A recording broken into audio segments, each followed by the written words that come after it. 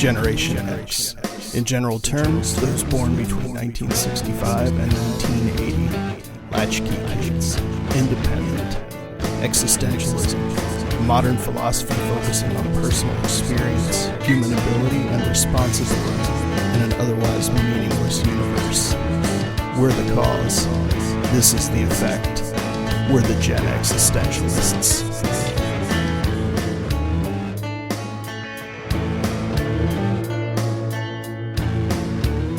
Welcome into the Gen Existentialist podcast. My name is Scott. And I'm Bunny. And this is the show where we take random questions and figure them out from a Gen X perspective. And I'm going to go ahead and give Mega Wheel the Magnificent a spin.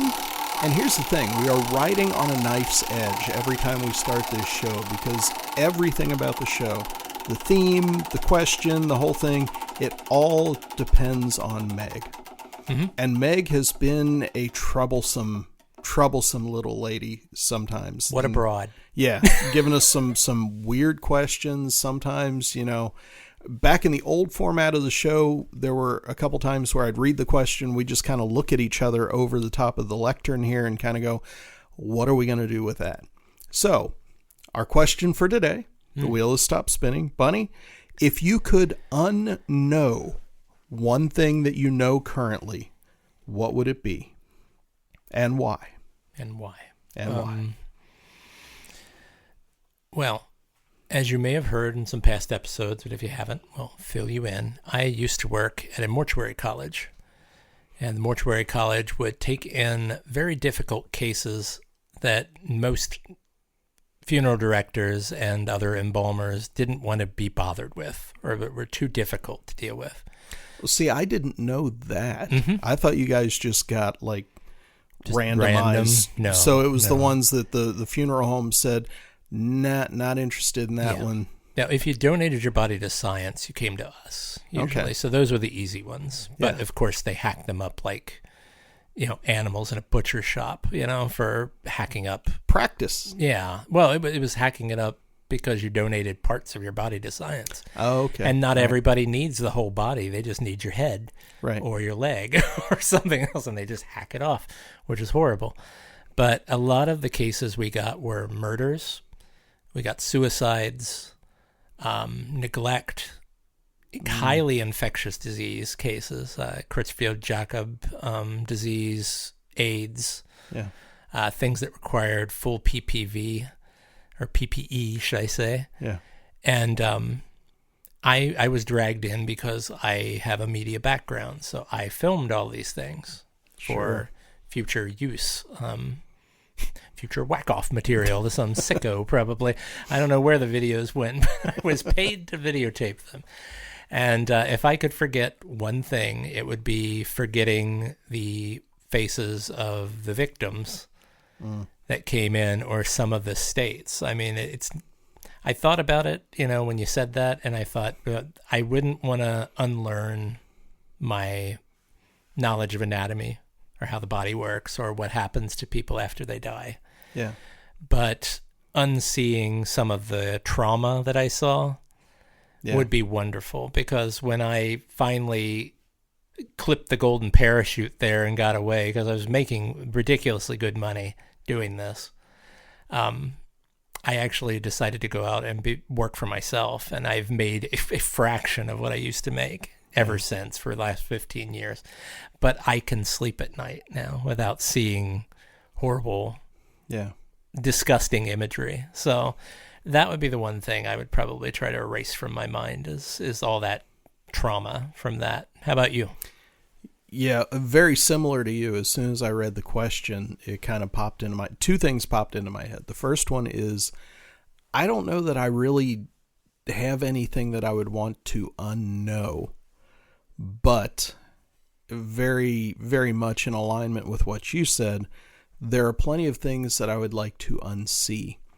So a big part of my life was working for OSHA, and a lot of the incident investigations and the fatalities, but more so a lot of the incidents, photographs of injuries, in a couple cases, photographs of the equipment that the injuries occurred on are just as stunningly bleak and in some ways terrifying to me as the injuries. See machines caked in blood and hair, right? Isn't that? Yeah, I mean, seriously, I mean there are a couple fatalities that the one fatality in particular that I was on site while the decedent was still there, and those have become go-tos, like touch points for me in training other people about safety, about how to investigate incidents, because I learned so much because they were so important in so many ways. But if I had the opportunity to unsee those things now that I am not doing that job, I would prefer to. Yeah. I would prefer to take those JPEGs and those MP4s and stuff out of my head's bin so that I didn't have to see them again, because I'll tell the stories. Obviously, I don't mention companies. I don't mention names, anything like that. I tell generic versions of the stories when I'm using them for training or to illustrate things. But as I'm telling you about the incident, I'm reliving it and re-seeing it in my head every time. Sure. And there are probably 6 to 10 incidents that I investigated that, because of what occurred and how it occurred, they are useful in training in so many different ways. And so I've told them so many times, and every time I do, I relive it and re-see it. Sure. And there was one in particular that my supervisor... God, he's going to relive it. Well, yeah, as I'm talking about it, I am. But there was one in particular that my supervisor at the time, who I love to death and is still a good friend of mine, he watched it once. He watched the surveillance video of it once and literally told me, I watched it once. I'm never watching it again. I'm sorry that you have to keep watching this as part of your investigation. And he's right. Yeah. He's right. Yeah. I can take you through that, describe every moment of it. It's burned in my head. The thing is, you do become desensitized to it to an extent. Yeah, but never fully. Yeah, but I think if you do become fully desensitized, you probably need to seek help. Yeah, at that point, you've gone over the other edge. Sure, you're into sociopathy by that point, or psychopathy or something. So even what I'm describing here, what we're both describing, the casual listener to the show may be thinking, you guys both need to be in therapy. You've got PTSD, blah, blah, blah. Somebody give me some chill pills for my PTSD, please. But my take is this, like you mentioned, you become desensitized. Like I had a job to do. Sure. My job was to investigate those incidents, figure out what happened, find the root causes, were there violations, if so, recommend citations. And alongside that, if there was an injured employee, had to interview them because their point of view is precious to figure out what happened. See, that's where our things diverged there, because you were still dealing with live people. Yeah, if there was a fatality, I was talking to the next of kin or the family, which is a whole other level of trauma right there. It could be. I think most compliance officers would probably agree with me that the worst part of the job isn't going to the scene of an incident, isn't being on site when a decedent is there. Those are bad, but the emotional weight of talking to the next of kin, of talking to an injured employee whose life has literally irretrievably been changed. That's got to be a whole other emotional rock. Yeah, and being able to do that, it was tough, but I'm glad it was me because I was able to do it. Sure. And I'm glad there are people out there that do these horrible jobs, be it a soldier, a police officer, medical, EMT, firefighters, people that deal with, funeral directors, people that deal with all the ugly stuff that we don't want to see, or that people, honestly, you shouldn't have to see it. It's pretty horrifying. It will diminish you in a way. Yeah. And so I wouldn't want to wipe the entire experience away, but I wouldn't mind losing the visual files. Sure. And the movies in my head. Oh, yeah. I don't need those when hanging around anymore. So another, let's branch off from that. Mm-hmm. Like selective forgetting. There's research into things like that the brain already forgets things that it doesn't need or useless information. Do you think that's true? Do we already forget stuff that we don't need or that's super traumatizing? And if that is true, why have we held on to that stuff so much? Well, I think with a lot of traumatic things, I think we compartmentalize. I don't think you really forget. Like your cells have memory, water has memory, everything has memory that has to do with you. Yeah. And I think it comes out in other ways. If you can't picture it in your mind, sometimes you have physical trauma from it. You know, you'll get sick, you'll have weird avoidance issues in the future. Yeah. And you won't be able to explain why. Some of that is compartmentalized trauma. Why do we remember what we did? Because it's a curiosity and people ask about it all the time.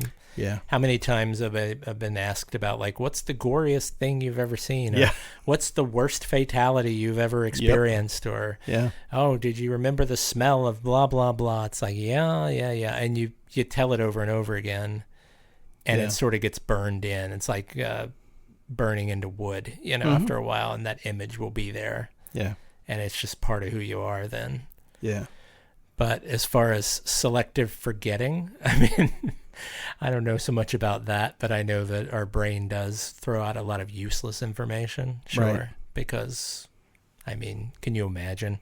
I think about some of these people like the lovely and delicious Mary Lou Henner, or somebody who has like photographic recall of everything. So she can just pull out ideas and things she's experienced from years and years ago. I can't imagine how exhausting that might be. It sounds exciting and fun to have total recall, but when you think about some of the things that you have experienced that you've forgotten, it might be okay to selectively forget. I think it has to force you, like in her case, to put up walls. Yeah. And file some stuff away that, you can pull it back, but it's not going to be in the quick recall portion of your mind space. Is there anything like entertainment and media wise that you remember and you wish you could unknow? For example, like movies. You're a big movie guy. Is there anything movie wise that you just wish you could push out of your head? Or like the Faces of Death films, which Gen X, we kind of grew up on those. Sure, that was the big dare. Yeah, anything like renting that. Them from the Did video you go store. with us when we saw like Faces of Death 10, I think, at the theater that used to be in Erlanger? No, I did not. Okay, I forget who was there, but when the movie was over and we left, you got a certificate for having survived the movie. And that sounds like something I should have done. Yeah. But apparently I was not around at the time or something. But yeah, none of that stuff really bothers me. Honestly, from working in film, I wish that I didn't know about how the sauce was made, because I look at film and I don't really enjoy a lot of it as much as I should, like as a casual viewer, because I'm too busy analyzing the edits or bitching about the visual effects. Great point. Yeah, it's one of those things where I'll sit and watch a movie or watch even a casual video, and the whole time I'm analyzing about, like, why the hell did they make that edit there? God, that was jarring, blah, blah, blah.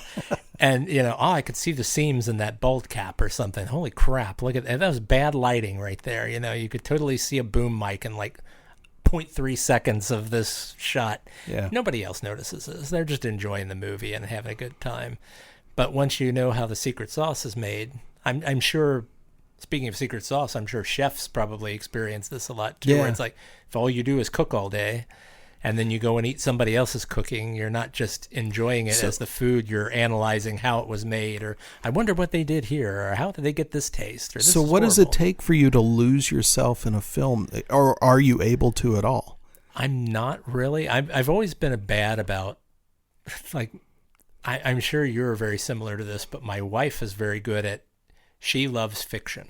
Mm-hmm. And she can lose herself in a fiction book. I never could as a child. Really? I never put myself in the position of characters and fantasized about myself in a world like that because I'm so grounded in this material plane that I enjoy it for I guess there are movies out there that I'll watch that I enjoy for the story itself, but I never lose myself in a story. It's weird. That surprises me. No, that's why I make things. Yeah. Because I'm not so super invested in them. It's a job. See, because I kind of do the same thing that you're talking about with music. If I buy a new album, I will, like the first listen through, I have a hard time not differentiating things, trying to figure out like, how did they mic the guitars? Is that a mic'd guitar or is that just DI? Yeah. Pulling everything apart from the production perspective.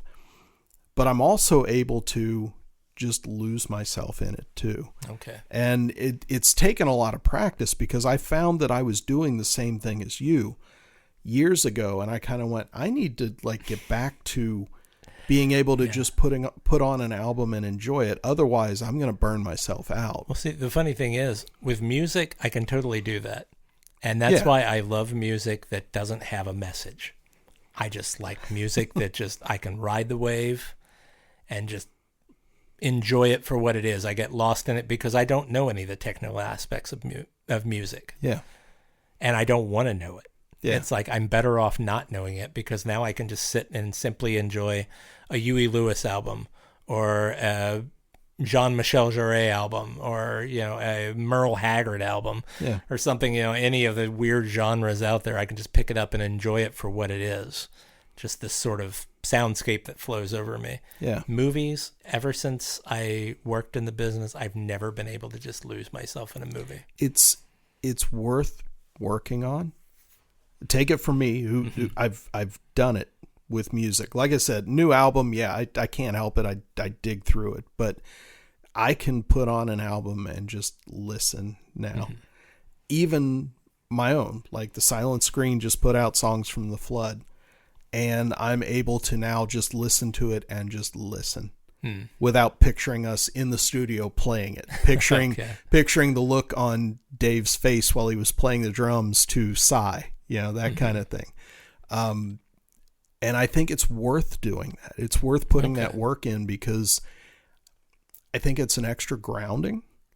And I didn't want to unknow how to just love the art form.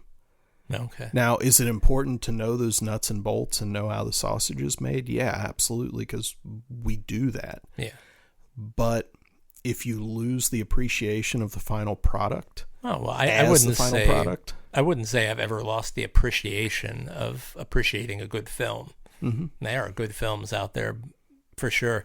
One example is I don't like going to the cinema to see a film. I don't like sitting with somebody who's going to talk during a film or ask me questions and stuff.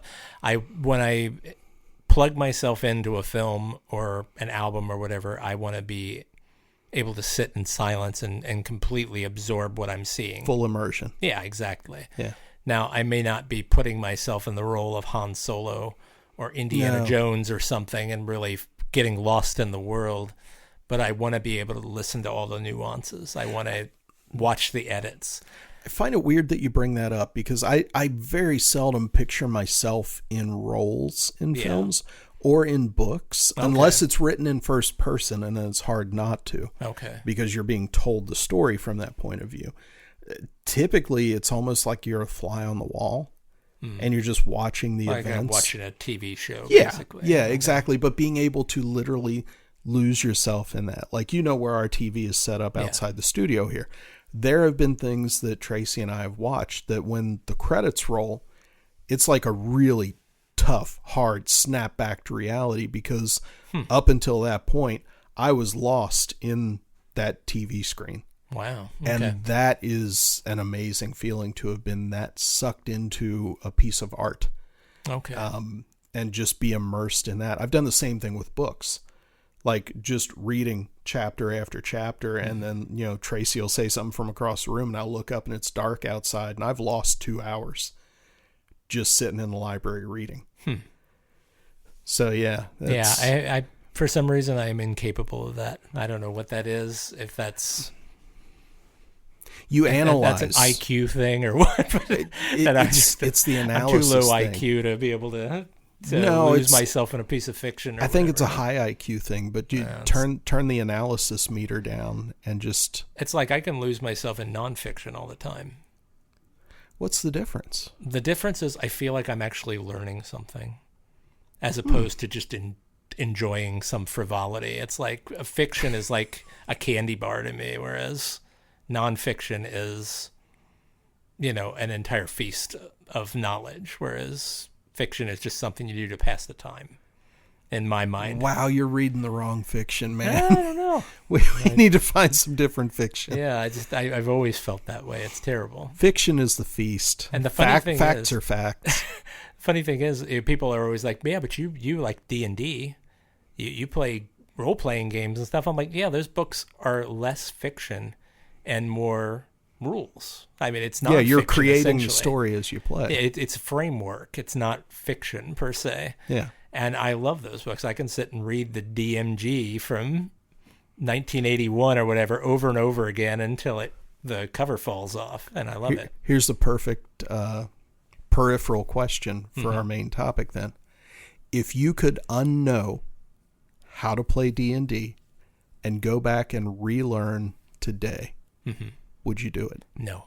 Why? Not at all, because D&D is such a completely different animal than it was when I learned how to do it. It's not even the same game. Nowhere near it. Even if you had the opportunity to go back and use the original, not even advanced, original D&D. If I could go back... Yeah, you can go back and pick whatever version you want. And relearn it back then? Yeah. I totally would.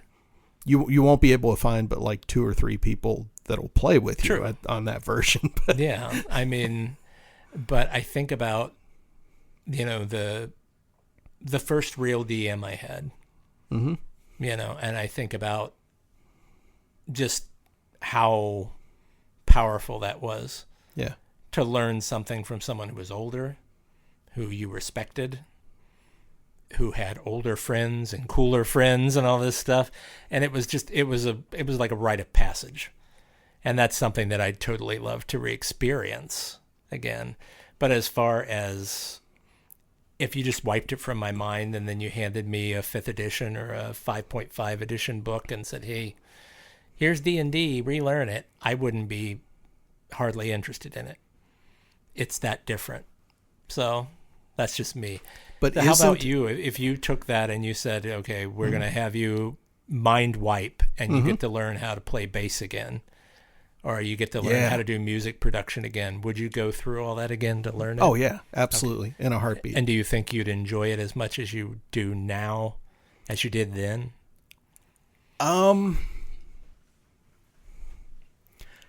Knowing what I know, I think so. I think it would be harder now because I think learning new things as you age, it gets harder. Oh, tell me about it. But yeah, I would. And honestly, it was something that I've thought about because I just had the 3rd surgery on my hands. Okay. I had carpal tunnel release in 2016. I had a single trigger finger release in 2021. And my hands are currently stitched up because I had 3 fingers on my left hand and my right thumb had trigger finger release surgery. Yeah, he's wearing underwear right now. Yeah. They look like underpants on his hands. So there was the potential that, it's not going to go wrong. Everything went fine. I've got great surgeons. But if something had gone wrong, am I going to have to relearn how to play? At the point where I had carpal tunnel surgery in 2016, I was to a point where I literally couldn't play.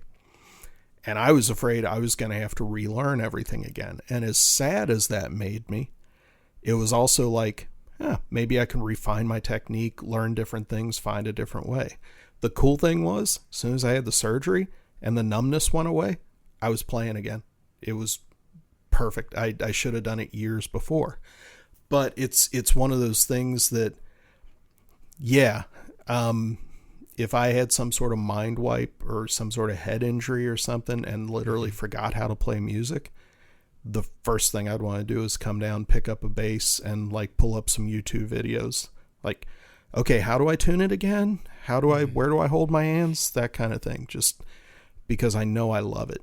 Cool. And it's just one of those things. I think, like, if you had a mind wipe and you didn't know the difference between first edition and fifth edition, sure, depending on the group you played with, you might end up going, yeah, this is a little bit too superhero-y for me. Is there anything more basic? Oh, yeah, here. And you kind of work backwards to it. Sure, yeah, I could see that. So real quick, final aside, and this popped into my head, is ignorance bliss? Or is every scarred memory that we have in our heads part of who we are? No, ignorance is absolutely bliss. You think so? Absolutely. Without a doubt. I would never deny that. I don't know. I mean, even with the stuff that we originally answered, the things we'd like to pull away. Sure. How much do you think it would affect you today to be able to pull those things away? Because I know right after you left the school that you had trouble and had trouble for a long time. Sure, sleeping. And with stuff, those images and things. Today, where we stand, you would still prefer to unknow those? Yeah, why not? Okay. I mean, I think of true idiots. People that are truly ignorant.